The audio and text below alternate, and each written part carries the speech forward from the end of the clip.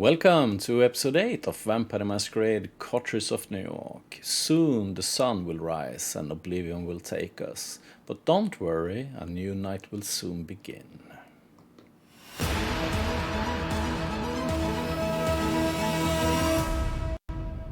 Welcome, I'm King Priam by night and we're playing Thane, the newly made neonate Toreador vampire. Let's see what will happen now.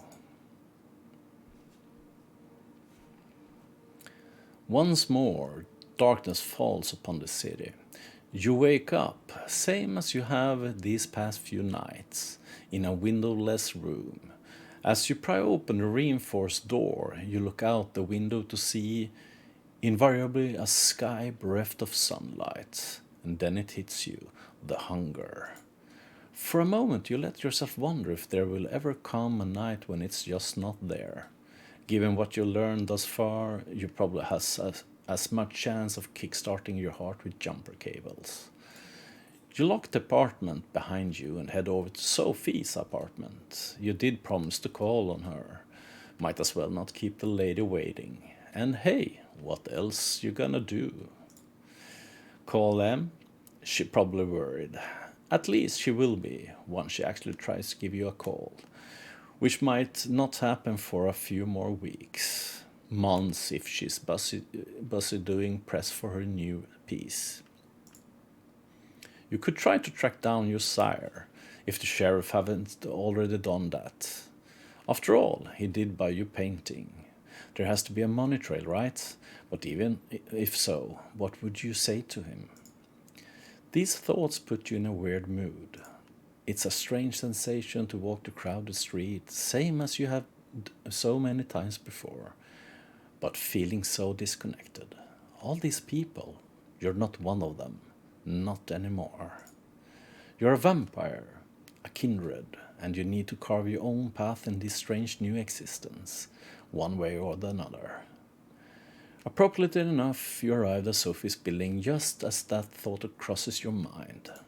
A quick word with the security guard, you're let into the elevator. Apparently, Miss Langley is expecting you. Of course she is. You knock and wait patiently as the footsteps on the other side grows closer. Finally, the door opens and Gregory, Sophie's driver, invites you in. You find the lady herself standing by the window, silhouetted against the city's midnight glow. She stares out, motionless like a marble statue. She seems sad or meditative. Let's see what we can choose from. Good evening, Sophie. Am I interrupting something? Or is everything all right? A little empathy will go the long way, I think. Is everything all right? She doesn't react immediately, but seems to snap out of some meditative state and look at you with strangely blurry eyes. Yes, it is. How kind of you to ask. Tell me, when you look out at this city, when you see the lights, hear the hum, smell the rain on the pavement, what do you think about? You gaze out. You thought the city couldn't surprise you anymore. You lived here all your life after all. But tonight something feels different. You realize in this moment that you have truly changed. Yes, you know that what Sophie means. The way she gazed out that window and saw it through it beyond. You do the same. The view is fascinating, each detail absorbing. Every angle a new experience, the familiar made sublime. When you turn to Sophie again, she smiles you knowingly. Ah, so you understand. I had my doubt, but perhaps we are of shared lineage after all. You see, the blood that flows within me is that of Clan Toreador. There are 13 such bloodlines among us kindred, though that number has been contested in the past, and these nights it seems that nothing is certain anymore. The clan had gone by many epithets over the years, but the name used these nights have their roots in medieval times, the original Inquisition, if you can believe it. They use these to categorize us, describe our inherent difference. In time, we adopted them ourselves. Each clan has a uniqueness about it, inescapable, originating from an ancient progenitor, carried from sire to child. For the Toreador, the gift lies in a sensitivity of sort. We are uniquely attuned to beauty and ugliness both.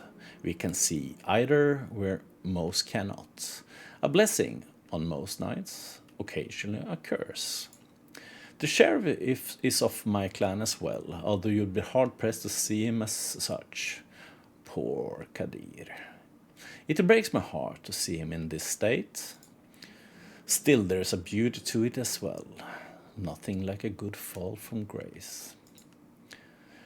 Try as she might to act playful, you can tell she genuinely cares. She lets her gaze wander for a brief moment, but is quick to regain her composure. Then there are the Ventru, known for their pride and the proclivity to rule over others. The princes represent that clan, and is quite common in our society around the globe. Where the blue bloods think themselves rulers, the Bruja like to see themselves as preeminent revolutionaries. They call for universal rebellion, while being slaves to their own temper. We don't discuss the rubble much anymore, not after they've largely broken off with the Camarilla. To think they were field officer once long ago. I hope to tell you more about some of the other bloodlines tonight.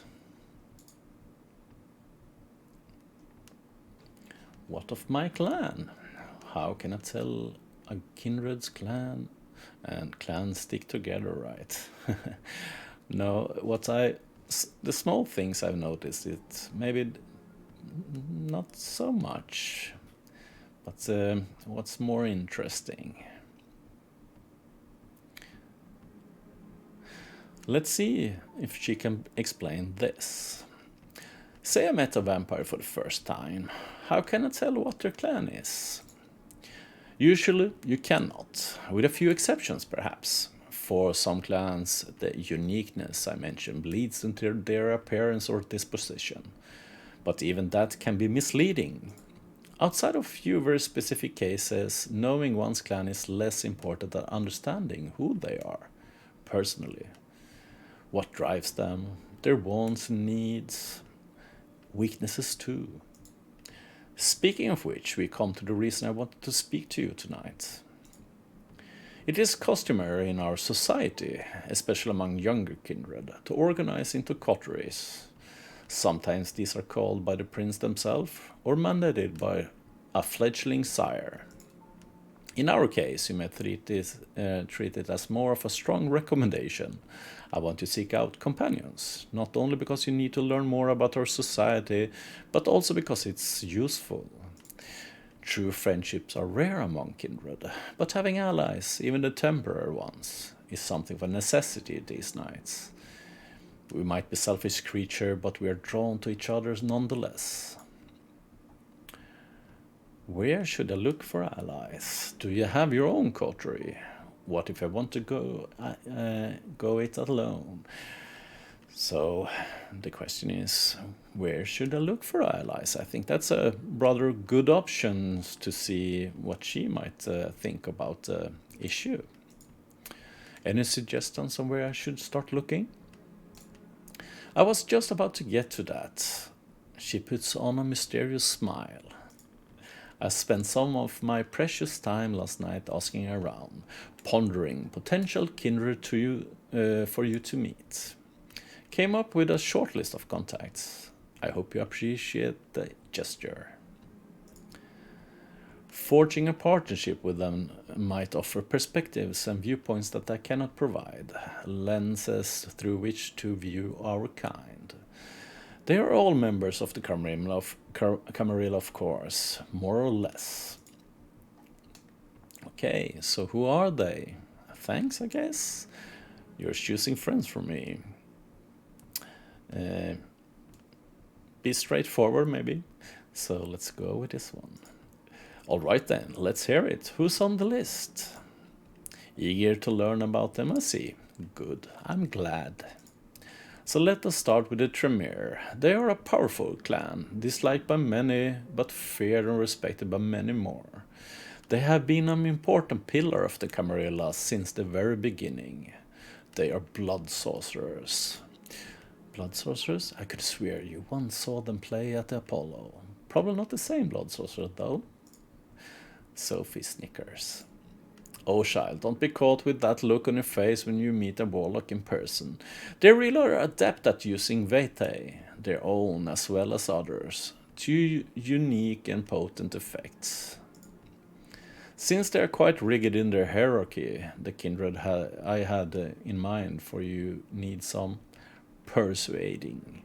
His name is Agathon. From what I heard, he is quite a scholar, very ambitious. The child of a noted Tremere here in New York, Aileen Sturbridge.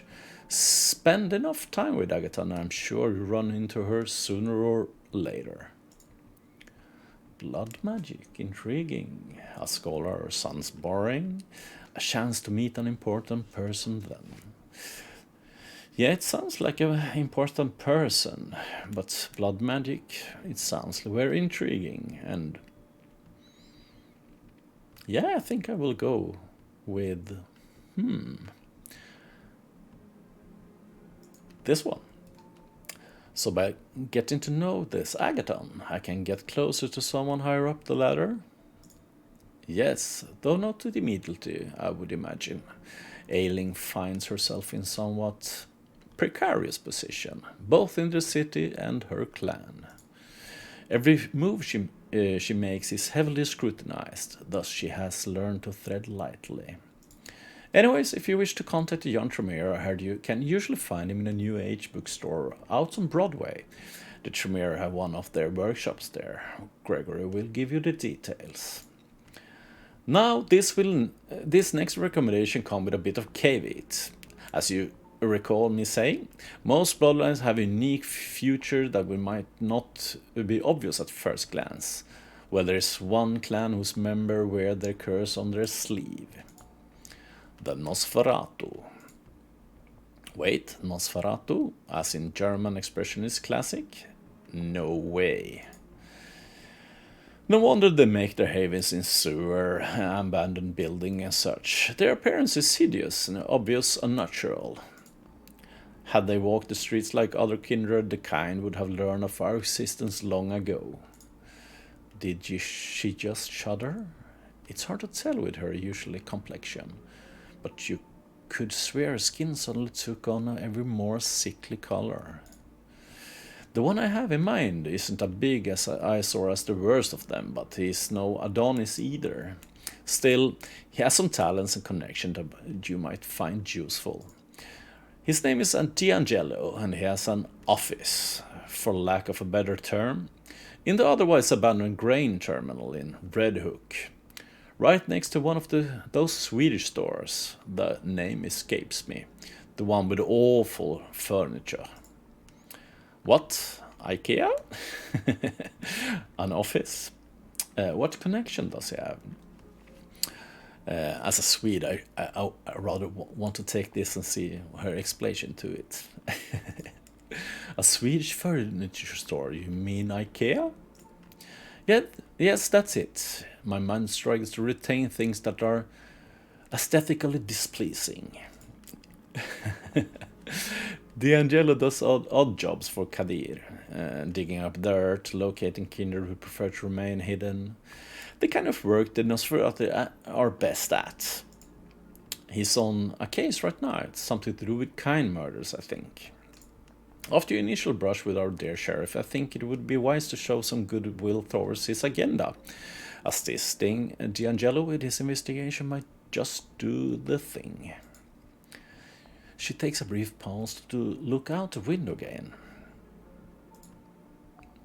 Now come the two more exotic proposals. Exotic? As if the blood mage and vampire detective were business as usual. Oh yeah. Truly want to hear this coming too.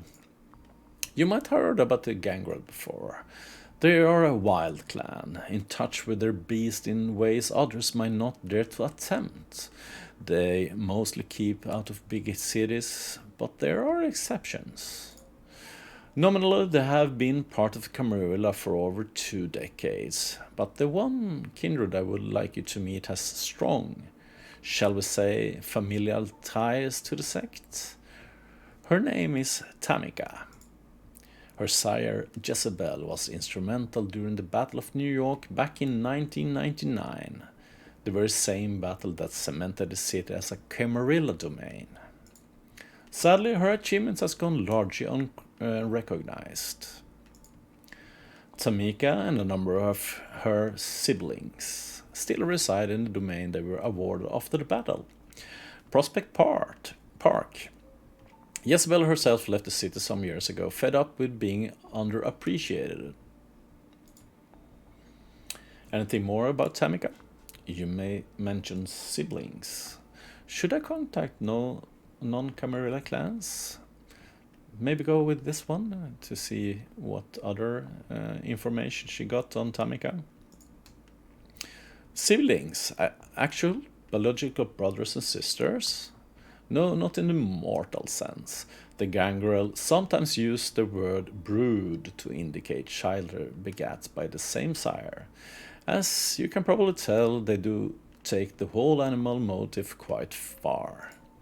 I'm not sure how many of them there are, but there are room to be a tight-knit group. The gangrel often act on instinct, so when you meet Tamika or her siblings, be careful not to slight them. They are easily provoked and can hold a grudge for a long time. I speak from experience. So you see, seeking out Tamika would prove quite educational, if nothing else. Who would know? Perhaps you will find her temperament to be a welcome change of pace. But speaking of change of pace, I have one last suggestion for you, though it's one I don't make lightly. The kindred who calls herself Hope. She's a Malkavian. They are uniquely cursed clan. For centuries, we considered them mad, insane, unhinged. But those of us who spent enough time with them come to understand the truth. It's no sickness, but a unique perception of the world that has them appear to us as unstable, and that perception can prove to be very valuable. Having Malkavian on your company might be taxing on the nerves and true test of patience at times, but their insight and intuition are unraveled among kindred. As for Hope specifically, she is said to be recluse, but I have it on good authority that she can currently be found in an internet cafe. I believe it's called in Lower Manhattan. Gregory has the address. She doesn't sound like my type. An internet cafe, quaint. Where did you learn about Hope? Yeah, let's try and see if she will tell us a little more about Hope. Where did you learn about her exactly? One of my colleagues told me about her. He considered her uniquely talented and tapped into the current fads among kind.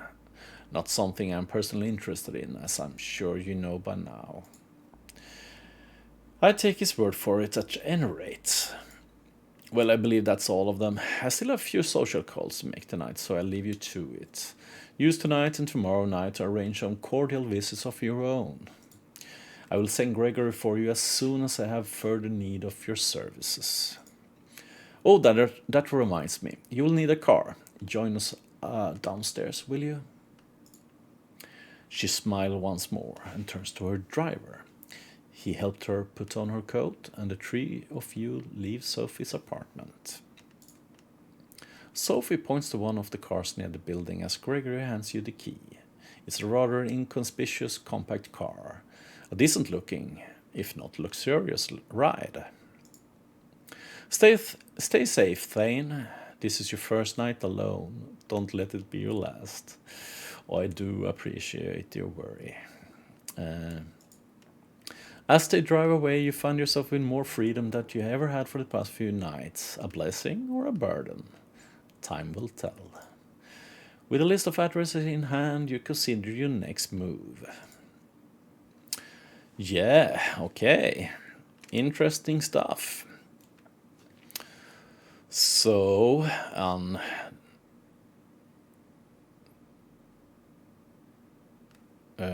D'Angelo, who makes some affairs with Kadir, Hope, who is weird, as she described it, in an internet cafe, Agathon. So let's see what these missions will bring us. It's a kind of magic. Sophie's mentioned a vampire clan of blood sorcerers sparked your attention. One of them, Agathon, could potentially be your introduction to the bizarre powers of the Tremere. Sophie suggested you meet Hope, a reclusive member of the Malkavian clan. She's supposedly holed up in an internet cafe in Lower Manhattan. Gumshoe in the Dark. A recent string of violent killing has the Red Hook district on Brooklyn on edge. Sophie mentioned that Kadir al-Asmai has a secret associate investigating the murders, a Nosferatu neonate by the name of D'Angelo. If you help him out, he might be persuaded to form a lasting partnership. And lastly, Tamika, Jezebel's Childer. Sophie mentioned a gangrel neonate by the name of Tamika, who's made herself a haven in Prospect Park. The ferals aren't exactly a social bunch, even by the kindred standard, but if you can keep her from clawing your eyes out just long enough, she might be persuaded to join you. Well, before we head into the recruiting of our coteries, I think we'll end it for tonight, and I will see you next time. If you liked what you saw, trigger like below and subscribe for more content like this. Thank you.